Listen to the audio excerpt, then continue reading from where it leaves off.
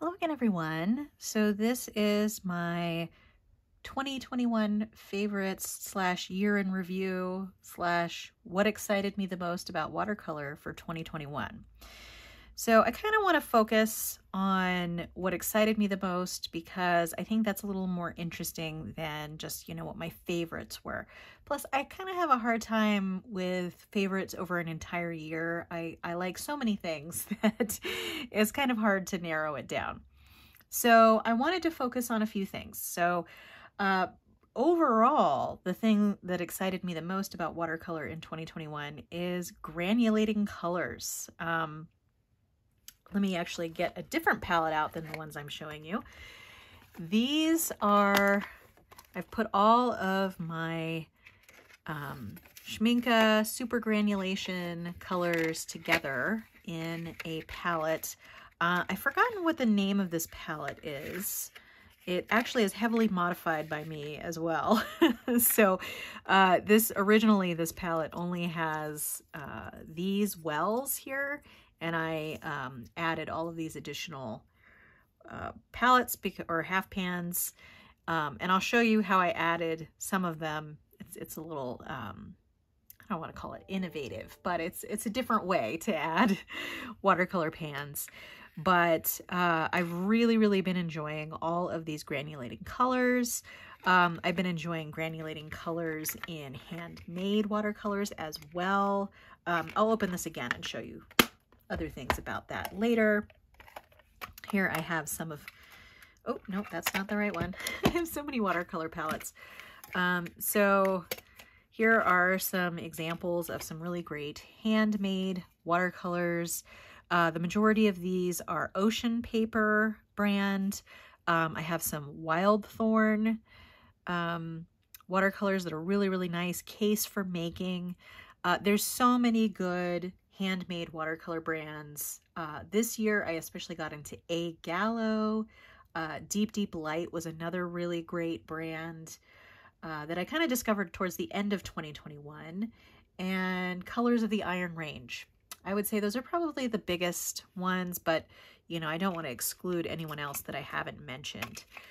But yeah, this particular palette too, for some reason, I don't remember which one this is, because like I said, I have so many plain black watercolor palettes, but this one has a smooth bottom on the inside so that all of these fit in here without a tray super well.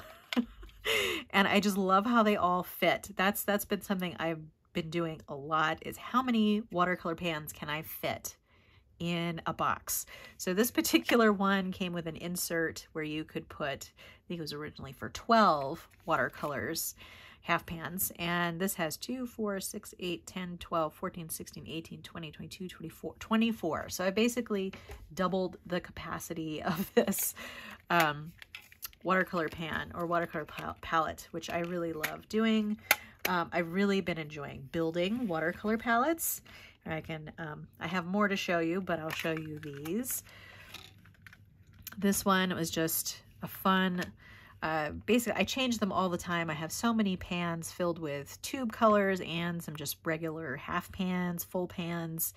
I've really been loving the Roman Schmal colors. I would say that this Shadow Violet Light and Indian Red have been two of my favorite colors for the entire year. And I'll show you this after I said I can't really come up with favorites, right? But I'll show you some things that I made in Fodder School, which is an awesome class. I'll definitely go into Fodder School more if and when I get to my mixed media favorites for the year. But these little squares I just cut out, and they're collage fodder essentially, and made these mixing the Indian Red, Shadow Violet Light, and also I think this Payne's Gray Bluish that I also mixed in here, which is also a great color, all by Roman Schmal. And then I added a little bit of gold in here. So that's another thing. I've really been kind of trying to use watercolor in unconventional ways.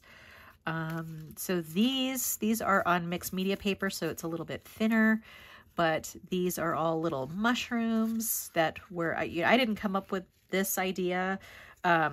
This was totally a suggestion from one of our teachers in fodder school. And this is those colors plus maybe one or two others, because there's clearly some yellow in here, but mostly Indian red, shadow violet, light, Payne's gray.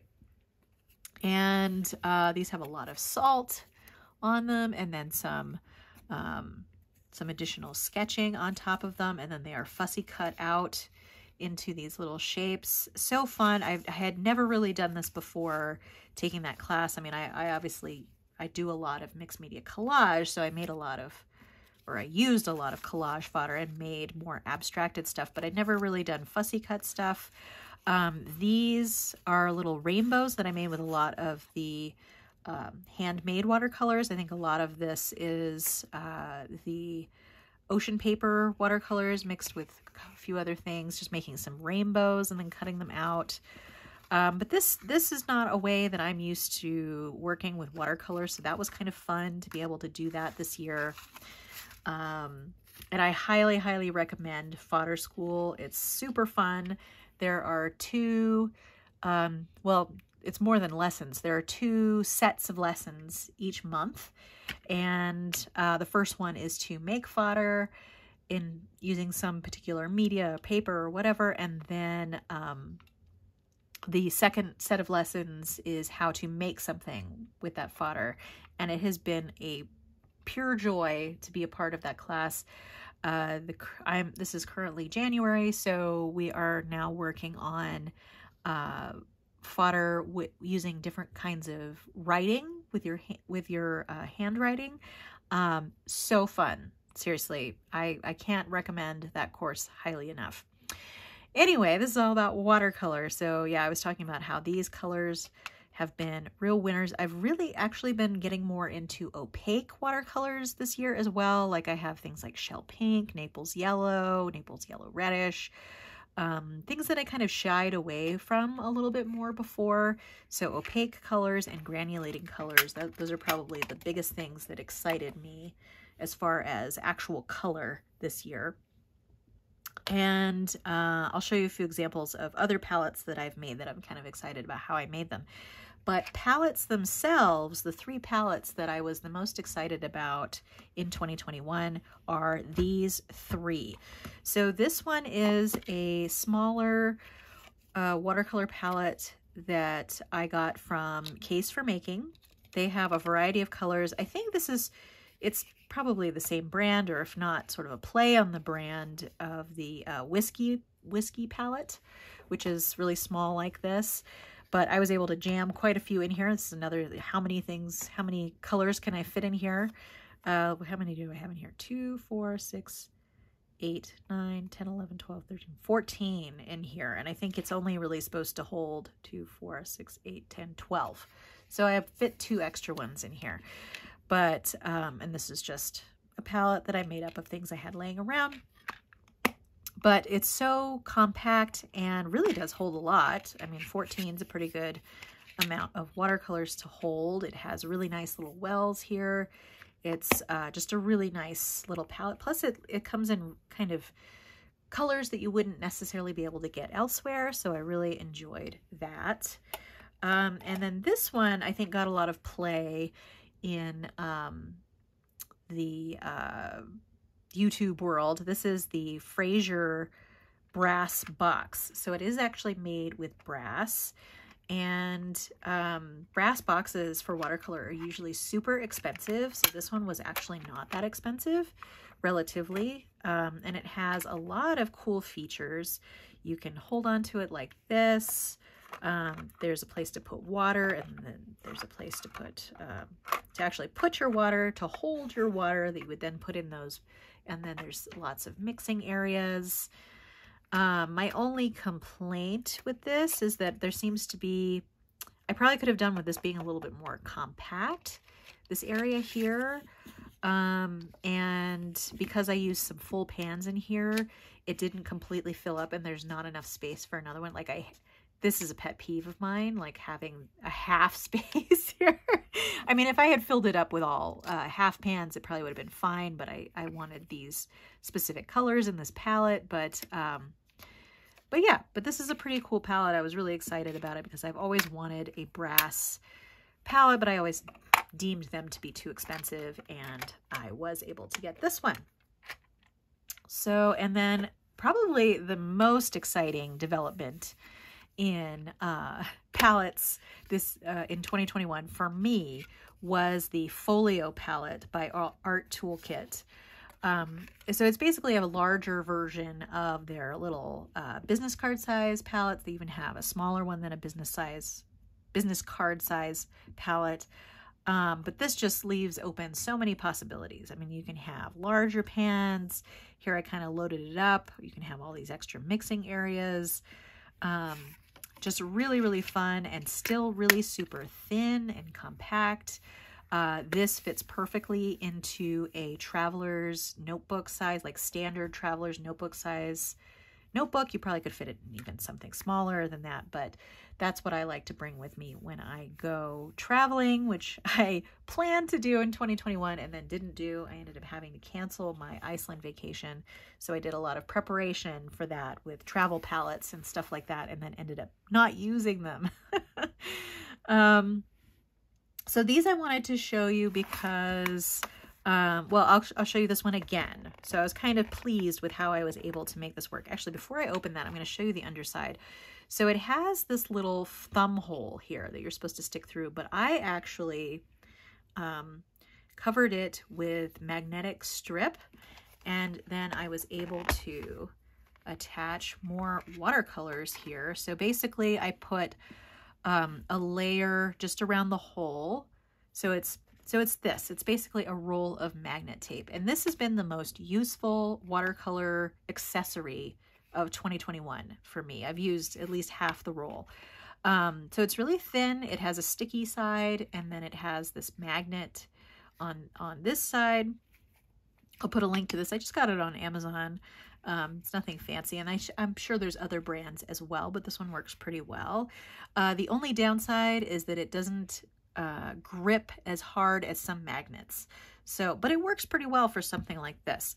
So basically what I did is I put the non-sticky side down where that hole is, and then I put another strip there so that I could tack down the stuff that was taking up the space of the hole and have the magnet side up.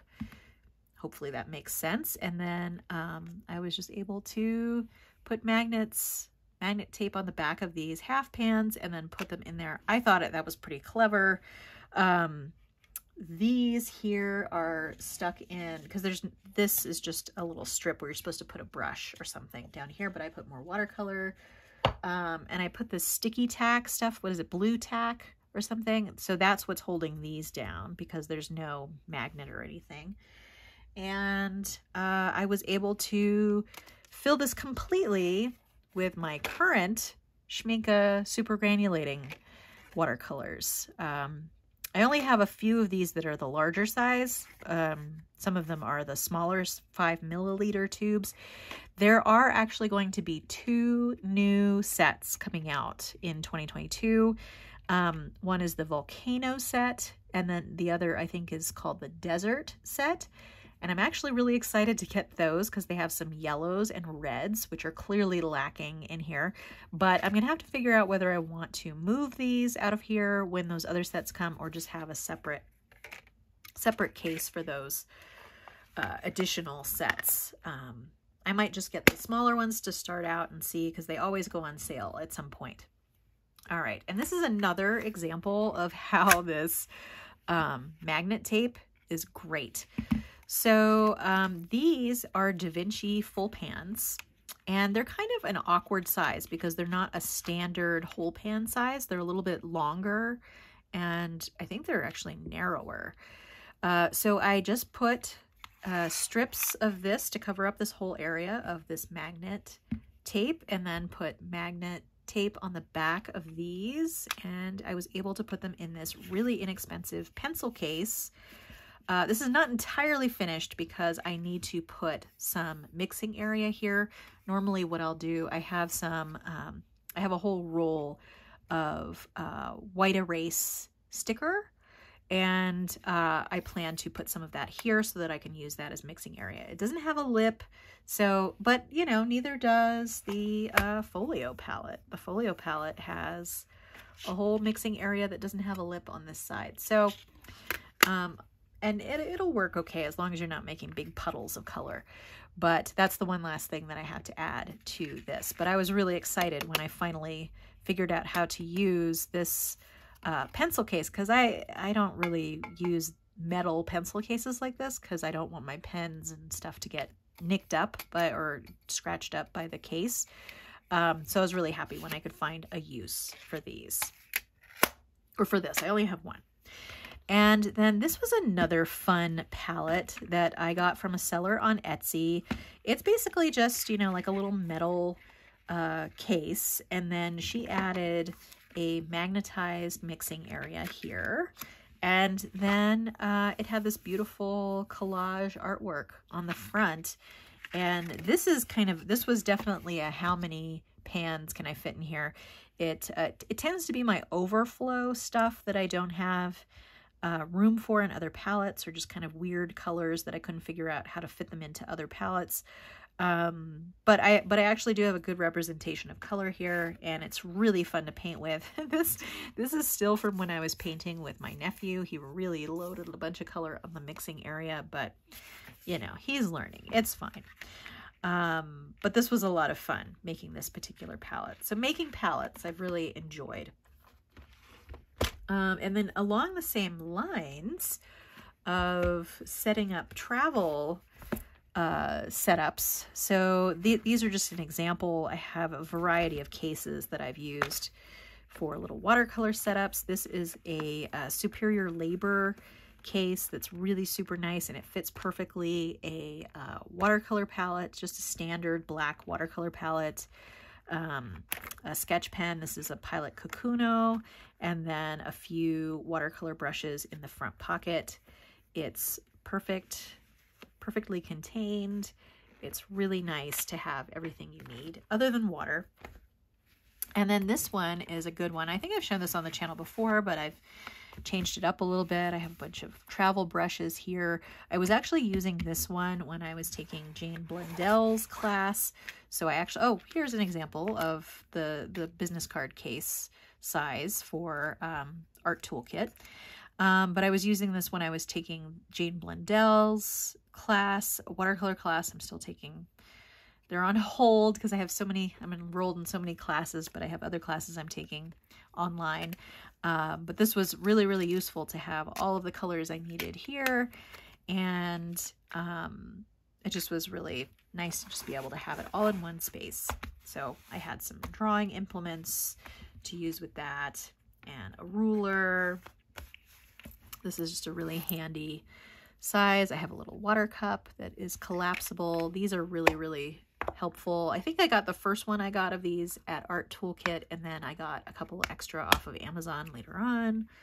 I have a little spray bottle in here. I have a travel toothbrush for doing watercolor effects. That's super fun. You just dip the brush in your water, in some wet watercolor, and then you can like flick it onto your page. It creates some really nice splatter effects. And then I have a Kneadable Eraser in there, but all super fun, and it fits all in this. It's a little bit full in this zipper pocket, but this is a, I forget what it's called, but it's from Buku, which is a handmade company in Canada. Super handmade, like one-off things, and it's just made with waxed canvas and then some hand-printed fabric. Super fun. And let's see what else. So I think the only other thing that I wanted to cover was watercolor paper, which I found really super exciting this year. And that is watercolor paper inserts for a standard size traveler's notebook from Franklin Christoph. And these are relatively inexpensive for the quality of paper. It's cotton paper. 100% cotton paper, and here you have sort of my playing on here to see the quality of the paper. Really super great paper.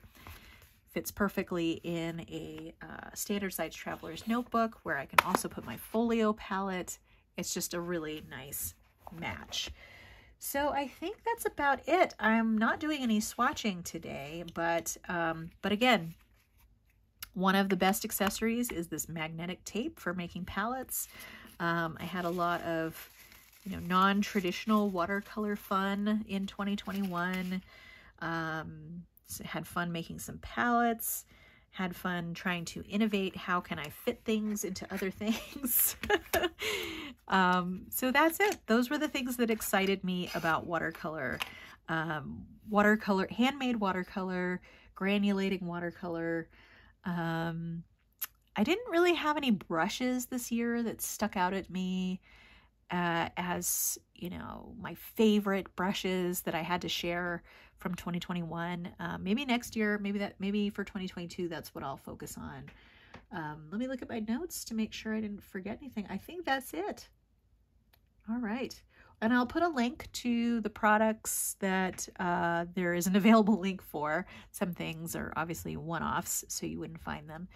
But if you enjoyed this video, give it a like. Feel free to subscribe to keep track of future videos on my channel. I hope to see you next time. But in the meantime, have a great day. Thanks so much. Bye.